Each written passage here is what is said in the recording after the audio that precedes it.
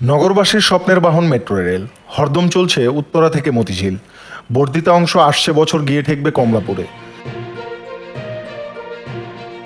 এদিকে এমআরটি 96 নির্মাণের সময় দিয়াবাড়ি থেকে প্রায় 1 কিলোমিটার পথ তৈরি করে রাখা হয়েছিল ভবিষ্যতের কথা ভেবে।